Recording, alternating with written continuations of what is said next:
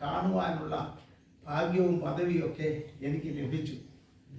ലോകത്തിലെ സകല പ്രദേശങ്ങളിൽ നിന്ന് വരുന്ന ആളുകൾ ആ MG ടോബിൻ്റെ സമീപത്ത് വന്ന് ലോർഡ്സ് സപ്പർ നടത്തുന്നത് ഞാൻ കണ്ടിട്ടുണ്ട്. CSIക്കാരായാലും മർത്തോമാക്കാരായാലും ബന്ധപുസ്തകാരായാലും പ്രോട്ടസ്റ്റന്റ് ചർച്ചസ് മുഴുവൻ അതിൻ്റെ ചുറ്റുപാടും വന്ന് ഉയർത്തെഴുന്നേറ്റ കർത്താവിന് സ്തോത്രം ചെയ്യുന്നത് കാണുവാൻ കഴിയും. ഞാൻ പറഞ്ഞു വന്നത്, യേശു കർത്താവ് ജീവിക്കുന്നു എന്നുള്ളത് ഒരു യാഥാർത്ഥ്യമാണ്, റിയാലിറ്റി ആണെന്നുള്ളത് അനുഭവിച്ച് അറിയുന്നവർക്ക് മാത്രമേ പറയുവാൻ സാധ്യമാകുള്ളൂ.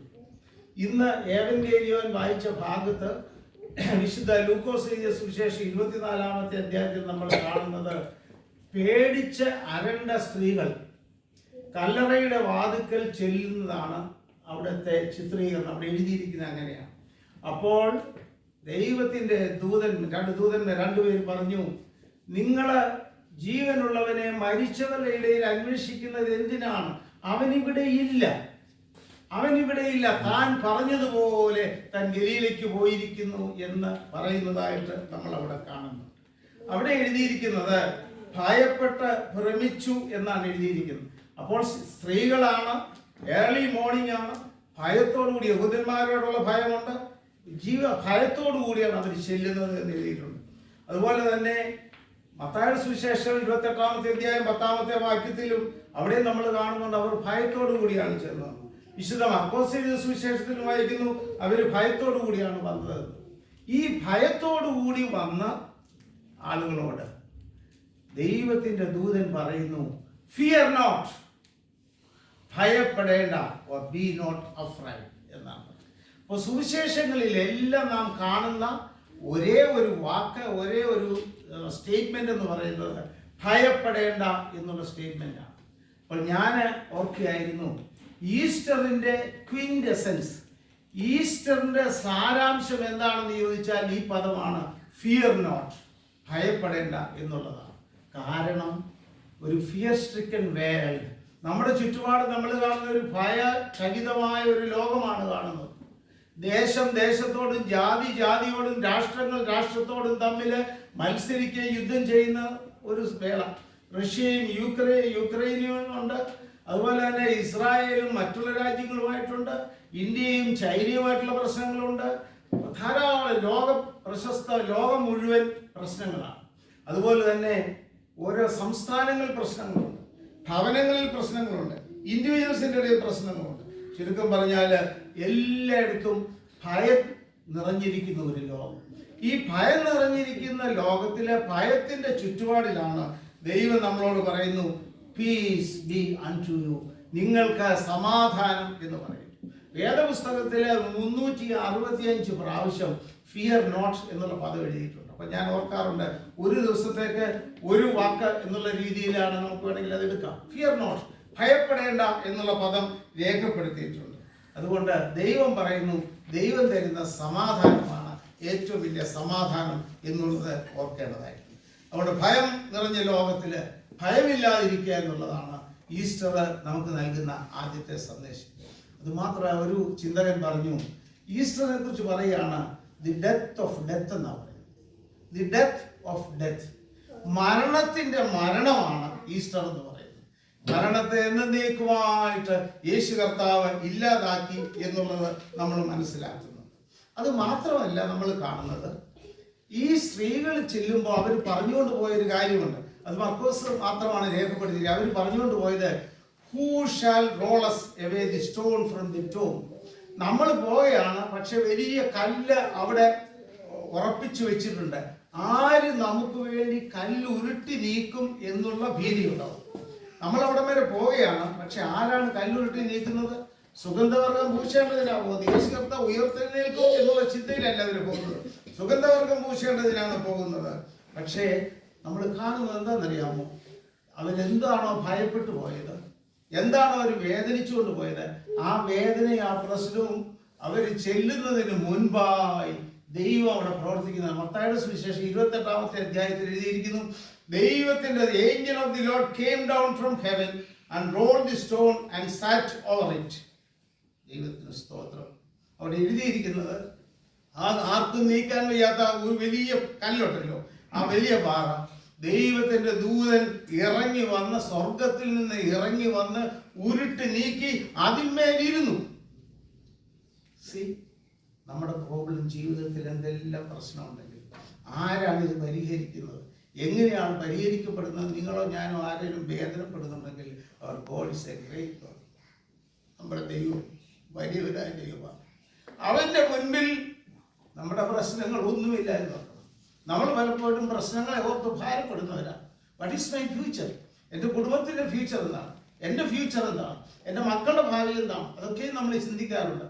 ആരാണ് ഈ കല്ല് ഉരുട്ടി നിൽക്കുന്നത് എന്ന്. പക്ഷെ നമ്മൾ മനസ്സിലാക്കണം, നത്തിങ് ഈസ് ഇമ്പോസിബിൾ. ദൈവത്തിന് ഒരു കാര്യവും അസാധ്യമല്ലല്ലോ എന്ന് രേഖപ്പെടുത്തിയിട്ടുണ്ട്.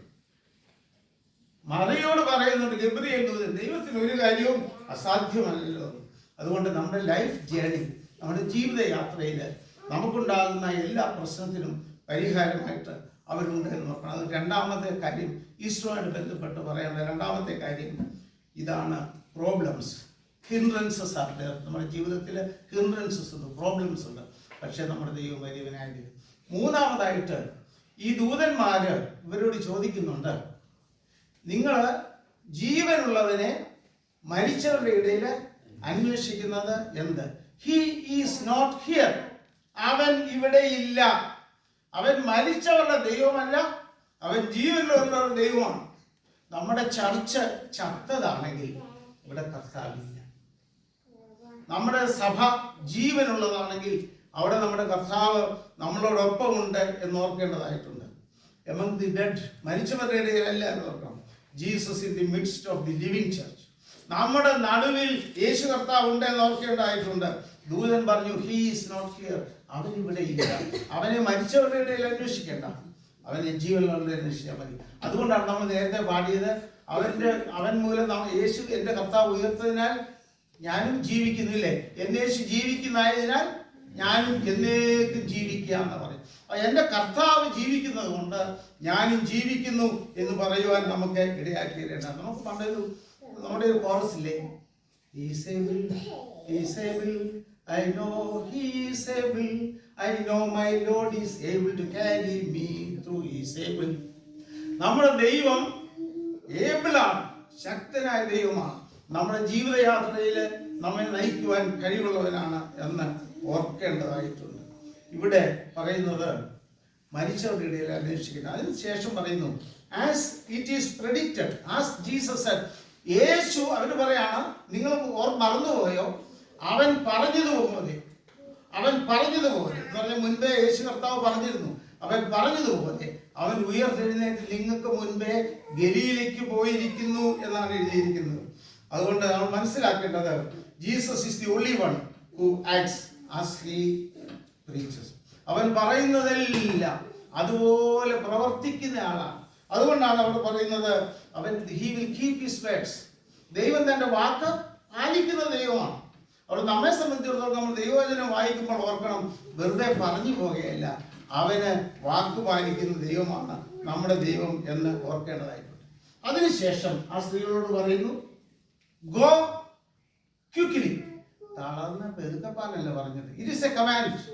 ദൈവം ഒരു പട്ടാളക്കാരന് ഒരു കമാൻഡർ കൊടുക്കുന്ന ഓർഡറാണ്. This is a command. പറയുന്നത് അറിയാമോ? You have to obey the command. നിങ്ങൾ പെട്ടെന്ന് പോകണമെന്നാണ് പറയുന്നത്. പെട്ടെന്ന് പോയി അവരോട് അറിയിക്കണം എന്നാണ് പറയുന്നത്. നമ്മെ സംബന്ധിച്ചിടത്തോളം നമ്മൾ ഇത് എത്ര വർഷമായിട്ട് കേൾക്കുന്നവരാണ്, എത്ര പ്രാവശ്യം കേട്ടിട്ടുള്ളവരാണ്. ഒരാളിനോട് പോലും എൻ്റെ കർത്താവ് ജീവിക്കുമെന്ന് പറയുവാൻ നമുക്ക് കഴിഞ്ഞിട്ടുണ്ട്, ഒരാളിനോട് പോലും. അതുകൊണ്ട് നാം ഓർക്കേണ്ടതായിട്ടുണ്ട്, go quickly and tell my disciples എന്നാണ് പറയുന്നത്.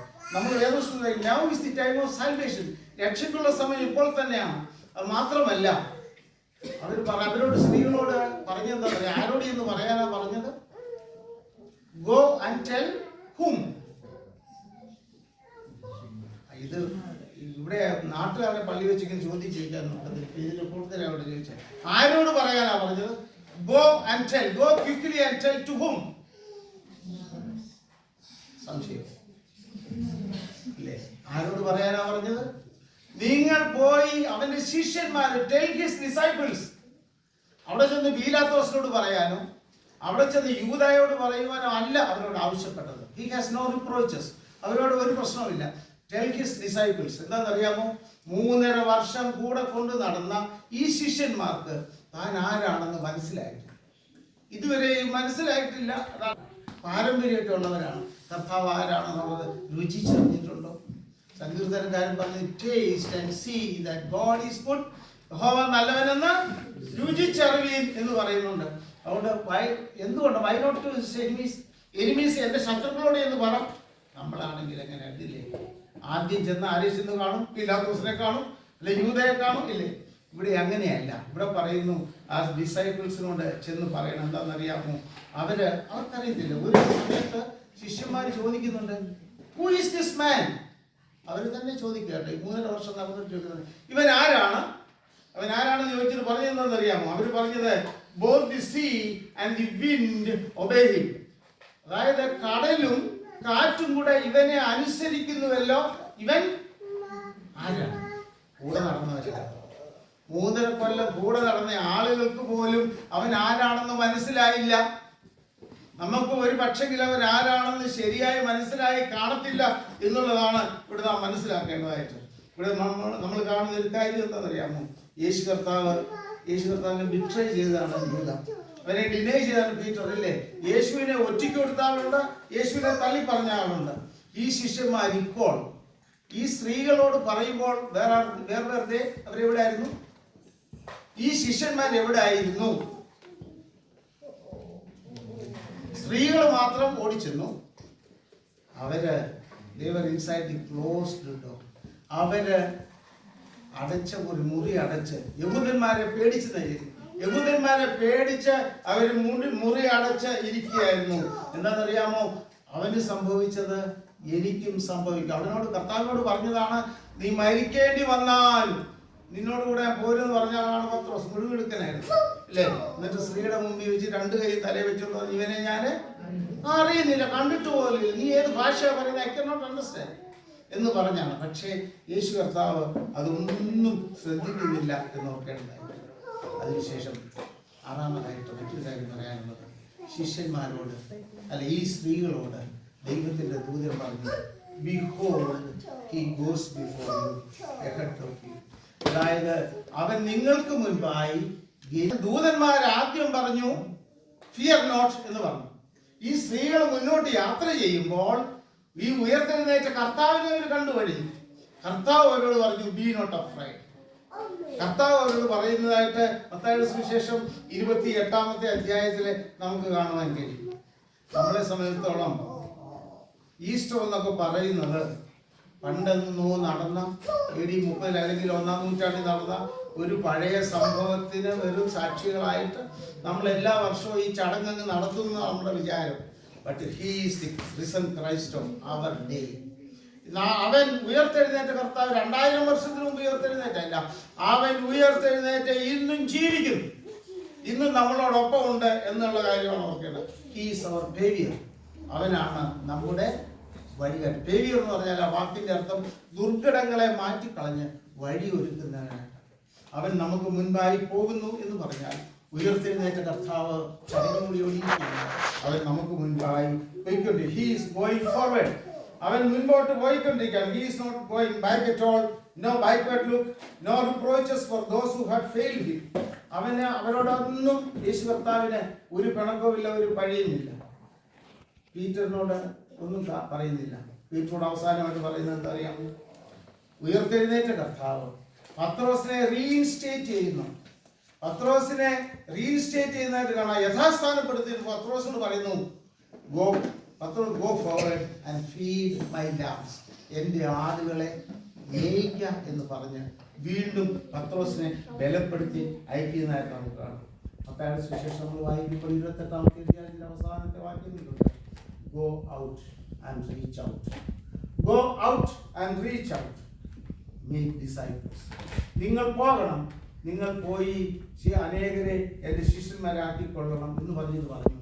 I am with you always. ഞാൻ നിങ്ങളോടൊപ്പം എന്നും ഉണ്ട്. ജീവിതയാത്രയുടെ സന്ധ്യായാമം വരെ നമ്മളോടൊപ്പം നിൽക്കുന്ന കർത്താവ് നമുക്കുണ്ട്. നമ്മുടെ അന്ത്യശ്വാസം വരെയും നമ്മളോടൊപ്പം നിൽക്കുന്നവൻ എന്ന് ഓർക്കണം. പഴയ നിയമം നമ്മൾ വായിക്കുമ്പോൾ ഇസ്രായേൽ മക്കൾക്ക് മുൻപിൽ യാത്ര ചെയ്തത് ആർക്ക് ഓഫ് ദി കവനന്റ്, നിയമപ്പെട്ട കാലം മുമ്പിൽ പോവും, ഇസ്രായേൽ മക്കൾ പുറകെ പോകും.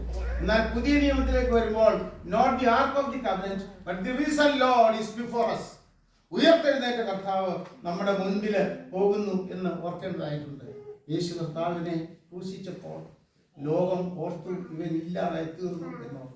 പണ്ട് ഞാൻ വായിച്ച് ഓർക്കുന്നുണ്ട്, ഈ യുദ്ധത്തിന്റെ സമയത്ത്, ഇംഗ്ലീഷ് യുദ്ധത്തിന്റെ സമയത്ത് ആളുകൾ റേഡിയോ ഇങ്ങനെ ശ്രദ്ധിച്ചുകൊണ്ടിരുന്നു.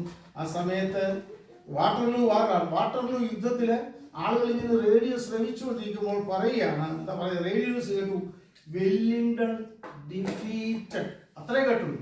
വെല്ലിംഗ്ടൺ ഡിഫീറ്റഡ് കേട്ടപ്പോഴത്തേക്ക് ആളുകൾക്ക് പേടിയാ. പക്ഷേ ആ സെന്റൻസ് മുഴുവൻ പറഞ്ഞത് വെല്ലിംഗ്ടൺ ഡിഫീറ്റഡ് ദി എനിമി എന്നാണ്. അത് ആളുകൾ കേൾക്കുന്നതിന് മുമ്പേ ഭയന്നു പോയി. Wellington defeated the enemy, Jesus defeated the enemy. അവൻ ഇല്ലാതെയായി തീർന്നു എന്ന് വിചാരിച്ചെങ്കിൽ അല്ല, അവൻ ശത്രുവിന്റെ തല തകർത്ത് എന്നും ജീവിക്കുന്നു എന്നോർക്കേണ്ടതായിരുന്നു. അതുകൊണ്ട് ഉയർത്തെഴുന്നേറ്റ കർത്താവ് നമ്മുടെ ജീവിതത്തിലെ ഒരു യാഥാർത്ഥ്യമായി തീരേണ്ടതായിരുന്നു. നമ്മൾ വായിക്കുന്നുണ്ട്, ശമരിയക്കാരത്തി സ്ത്രീ യേശുവിനെ കണ്ടു കഴിഞ്ഞപ്പോൾ ശമരിയ പട്ടണത്തിൽ ഓടിച്ചെന്ന് എല്ലാവരോടും പറഞ്ഞു, ഞാൻ ഒരാളിനെ കണ്ടു, അവരൊരു പക്ഷേ മശീഹ ആയിരിക്കും എന്ന് പറഞ്ഞു. ആ കേട്ടവരെല്ലാം അവളോടൊപ്പം തിരിച്ച് ഈ ആളിനെ, യേശുവിനെ കാണുവാൻ വേണ്ടി വന്നു. അതിനുശേഷം കാണുവാൻ വേണ്ടി വന്നതിന് ശേഷം, നല്ല മനോഹരമായ ഒരു വാക്യമാണ്, ആ ആളുകൾ വന്ന് യേശുവിനെ കണ്ടതിന് ശേഷം ആളുകൾ അവളോട് പറയുകയാണ്, എന്താ പറഞ്ഞെന്നറിയാമോ? സ്ത്രീയെ, ഇനി നിന്റെ വാക്കുകൾ കൊണ്ടല്ല ഞങ്ങൾ വിശ്വസിക്കുന്നത്, ഇനി നിന്റെ വാക്ക് കേട്ടോ ഞങ്ങൾ വന്നത്, ഞങ്ങൾ കണ്ടു. But we have seen and we have experienced the message. ഞങ്ങൾ അവനെ നേരിട്ട് കണ്ടു, ഞങ്ങൾ അവനെ അനുഭവിച്ചു. ഇനി നിന്റെ വാക്കുകൾ കൊണ്ടല്ല ഞങ്ങൾ വിശ്വസിക്കും. നമ്മുടെ ജീവിതത്തിൽ അത് തന്നെ പറയണം. മറ്റുള്ളവർ പറയുന്നത് കേട്ടുകൊണ്ടല്ല, നമ്മുടെ ജീവിതത്തിൽ അത് അനുഭവവേദ്യമാക്കാൻ നമുക്ക് കഴിയേണ്ടതായിരിക്കും. അതുകൊണ്ട് ഉയർത്തെഴുന്നേറ്റ കർത്താവ് നമുക്ക് വേണ്ടി ജീവിക്കുന്നു. അതുകൊണ്ട് സ്തോത്രം ചെയ്യാൻ നമുക്ക് പറയണം. അവൻ നമുക്ക് മുൻപായി പോകുന്നവനാണ്, ഭയം വേണ്ട എന്ന് പറയുന്നവനാണ്. ആ കർത്താവിനോട് കൂടെ ചേർന്ന് മുന്നോട്ട് യാത്ര ചെയ്യുവാൻ ഈ ഈസ്റ്റർ സമയത്ത് ദൈവം നമ്മെ സഹായിക്കട്ടെ എന്ന് പ്രാർത്ഥിക്കുന്നു. നിങ്ങൾക്ക് എല്ലാവർക്കും അനുഗ്രഹപൂർണമായ ഒരു ഈസ്റ്റർ ഞാൻ ആശംസിക്കുകയും ചെയ്യുന്നു.